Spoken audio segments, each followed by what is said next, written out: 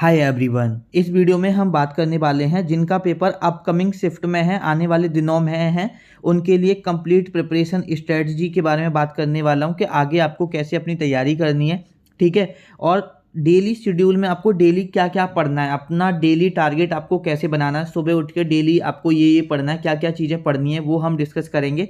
और 10 most important topic के बारे में बात करेंगे कि देखो अभी तक मैं आपको सारे टॉपिक बताता था, लेकिन ये 10 इंपॉर्टेंट टॉपिक हैं। जैसे इनके जिनके पेपर में अभी 2 दिन या 4 दिन बचे हैं तो वो सिर्फ ये 10 टॉपिक पढ़ो, या जिनके पेपर में अभी ज़्यादा टाइम है उनको सारे टॉपिक करने हैं, लेकिन ये बहुत अच्छे से रटने हैं, बहुत अच्छे से आपको पढ़ने हैं। तो चलिए विदाउट एनी फर्दर डिले हम वीडियो को शुरू कर लेते हैं। देखो सबसे पहले तो आपको एक फुल मॉक लगाना है, जिनका पेपर 2 दिन बाद है, 4 दिन बाद है, 10 दिन बाद है, 20 दिन बाद है। आपको या तो एक फुल मॉक या प्रीवियस ईयर पेपर डेली लगाना है, ये चीज़ याद रखो। ठीक है। और जो इसमें लगाओगे इसमें मैथ और रीजनिंग मत लगाना। देखो जिनके मैथ और रीजनिंग में पासिंग मार्क्स से ज़्यादा आ रहे हैं उनको मैथ और रीजनिंग लगा के अपना टाइम वेस्ट नहीं करना, वो सिर्फ फोकस करो जीके और इंग्लिश पर। और बेसिकली देखो अब आपके मैथ और रीजनिंग में इतने मार्क्स तो आ रहे होंगे कि आप क्वालिफाई कर लोगे, तो अपना समय बचाने के लिए आप मैथ और रीजनिंग अटेम्प्ट मत किया करो। आपका जो ये जीके और इंग्लिश है इसमें लगभग आपको 45 मिनट का होता है, और अगर एक बच्चा करना चाहे तो 30 मिनट में आप आराम से कर सकते हो। तो 30 मिनट में इसे कर सकते हो, 30 मिनट इसके एनालिसिस को दे सकते हो।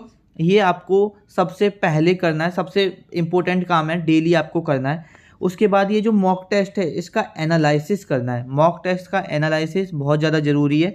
और देखो मॉक टेस्ट का एनालिसिस तो आपको करना ही करना है। अब मैं बहुत दिन से बोलता आ रहा हूँ कि मॉक टेस्ट का एनालिसिस करके उसके नोट्स वगैरह बना लिया करो, अगर कुछ नहीं आ रहा तो चीज़ों को ऐड ऑन कर लिया करो।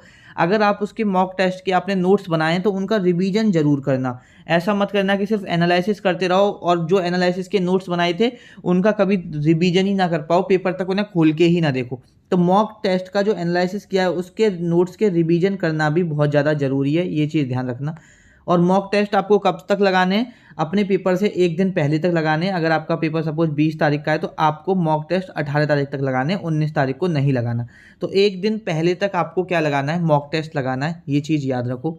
उसके बाद अगर हम बात करें, देखो मॉक टेस्ट कहाँ से लगाना है, तो मॉक टेस्ट आप टेक्स्ट बुक से, देखो उस टेक्स्ट बुक से बेस्ट प्लेटफॉर्म कोई नहीं है। जहाँ पर आप अगर एक बार सब्सक्रिप्शन ले लेते हो तो अलग अलग एग्जाम्स के लिए आपको सब्सक्रिप्शन नहीं लेने की ज़रूरत है।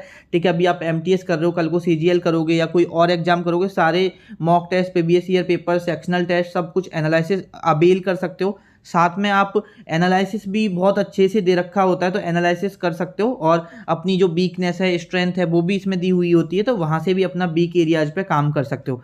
अभी यहाँ पर सिलेक्शन सीजन सेल चल रहा है 14 से लेकर 15 अक्टूबर, मतलब आज और कल, जिसकी प्राइस 699 थी, अभी प्राइस 439 है। और अगर आप DK12 कोड लगाओगे तो एडिशनल 12% का आपको डिस्काउंट मिल जाएगा।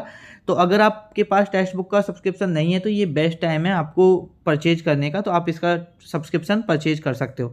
अब देखो फुल मॉक लगाना है, कहाँ से लगाना है वो तो मैंने आपको बता ही दी। अब हम थोड़ा सा इंग्लिश के बारे में बात करते हैं। देखो इंग्लिश में जो आपको मस्ट टू डू है, जिसको आप एक दिन भी नहीं स्किप कर सकते, वो हैं 2 इंग्लिश के सेक्शनल टेस्ट। डेली आपको 2 इंग्लिश के सेक्शनल टेस्ट लगाने।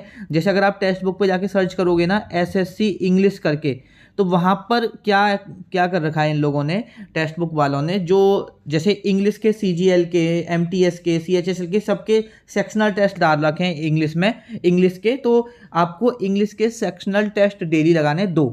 ठीक है। 2 MTS 2022 और 2023 के, अगर ये खत्म हो गई तो MTS 2021 के लगाओ, 2020 के लगाओ, लेकिन 2 इंग्लिश के सेक्शनल टेस्ट आपको डेली लगाने और उनका अच्छे से एनालिसिस करना है। अगर कोई ग्रामर का क्वेश्चन गलत कर रहे हो तो देखो ये क्वेश्चन क्यों गलत हो रहा है। और साथ ही में जो 35 इंपॉर्टेंट ग्रामर रूल कराए हैं मैंने, वो आपको करने हैं डेली। आप उनका रिवीजन करते रहो, 10 मिनट, 5 मिनट, 15 मिनट, या 1-2 दिन छोड़ के उनका रिवीजन करते रहो। ठीक है। कहने का मतलब है ये 35 ग्रामर रूल रट लेना अच्छे से। और अगर आपने टॉपिक वाइज पढ़ा है कहीं से, उसके नोट्स बनाए हैं, तो 20 मिनट उसके, जैसे टॉपिक वाइज के 20 मिनट नोट्स रिवीजन कर लो। 10 से 15 मिनट ये जो 35 ग्रामर रूल हैं इनको डेली रिवीजन करोगे, आराम से हो जाएगा।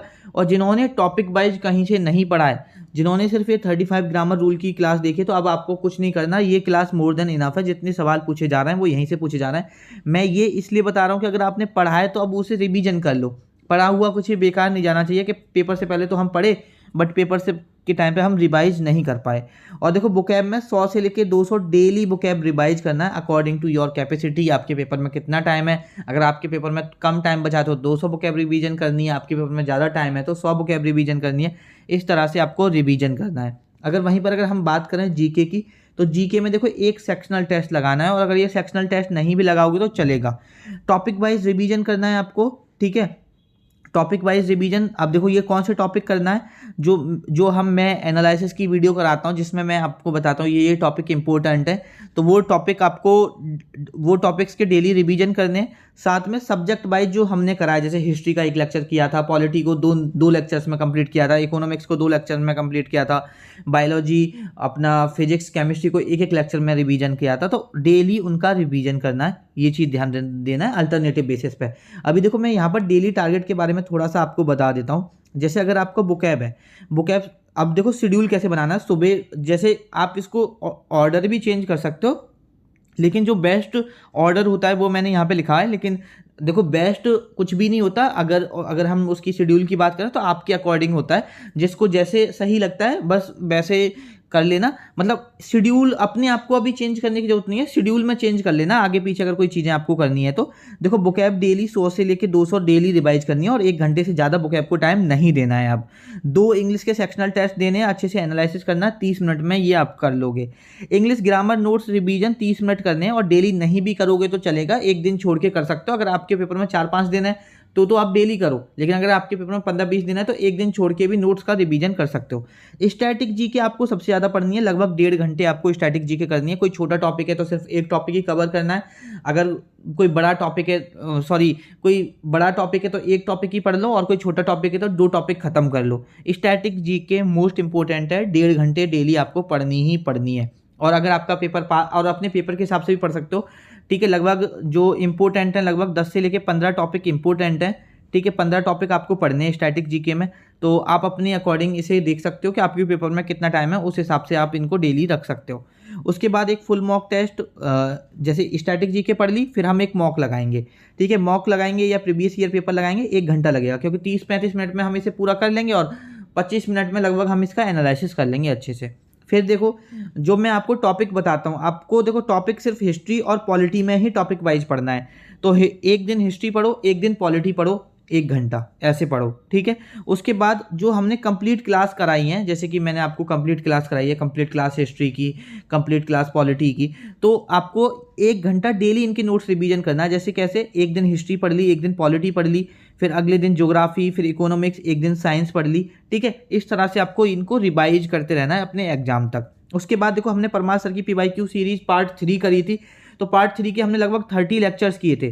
तो आप अपने हिसाब से 1 घंटे में कितने लेक्चर कर पाते हो, 1 कर पाते हो, 2 कर पाते हो, उस हिसाब से आपको डेली करना है। करंट अफेयर को 30 मिनट देनी है, और अगर आप करंट अफेयर बिल्कुल स्किप करना चाहो तो कर सकते हो, और ये टोटल लगभग 8 घंटा लगेंगे इसे आपको कंप्लीट करने में। लेकिन इसमें अगर आप कुछ और ऐड ऑन करना चाहते हो, कुछ और ऐड ऑन कर सकते हो, कुछ चेंजेस करना चाहते हो तो अपने अकॉर्डिंग इसमें चेंजेस भी कर सकते हो। अब हम बात कर लेते हैं 10 मोस्ट इंपॉर्टेंट टॉपिक के बारे में, जो आपको बहुत अच्छे से पता होना चाहिए, जो सबसे ज़्यादा इंपॉर्टेंट है पेपर पॉइंट ऑफ व्यू से।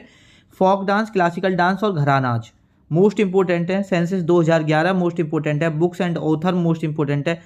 स्पोर्ट्स इंपॉर्टेंट है, स्पोर्ट्स और आपके अवार्ड्स, साथ में यहाँ पर स्पोर्ट्स और अवार्ड इंपॉर्टेंट्स हैं, और खासकर क्रिकेट के सवाल ज़्यादा पूछे जा रहे हैं, तो ये चीज़ याद रखो। Mughal empire and its architecture, Mughal empire और उनका आर्किटेक्चर किसने क्या बनवाया, ये आपको पता होना चाहिए।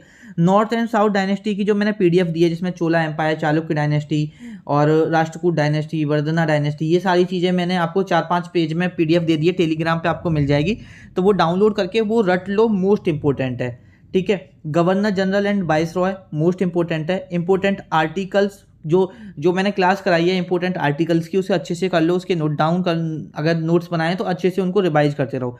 विटामिन एंड मिनरल से होने वाली बीमार, मतलब डेफिशिएंसी की वजह से होने वाली बीमारियों के बारे में आपको पता होना चाहिए। उसके बाद केमिकल फार्मूला, तो ये आपके 10 मोस्ट इंपॉर्टेंट टॉपिक हैं जीके में, जो आपको बहुत अच्छे से करने वो सारे टॉपिक्स हैं जो मैं आपको एनालिसिस वाली वीडियो में बताता हूँ, लेकिन ये 10 मोस्ट इंपॉर्टेंट टॉपिक है। अगर आपके पेपर में 1-2 दिन बचा है, या आपके पेपर में अब ज़्यादा टाइम नहीं है, तो आपको इन टॉपिक्स पे ज़्यादा फोकस करना है। आप सबको छोड़ दो, अगर 1-2 दिन बचा है तो अब इन टॉपिक्स को ज़्यादा अच्छे से पढ़ लो। वीडियो को यहीं पे ख़त्म करते हैं, आपसे मुलाकात होगी नेक्स्ट वीडियो में।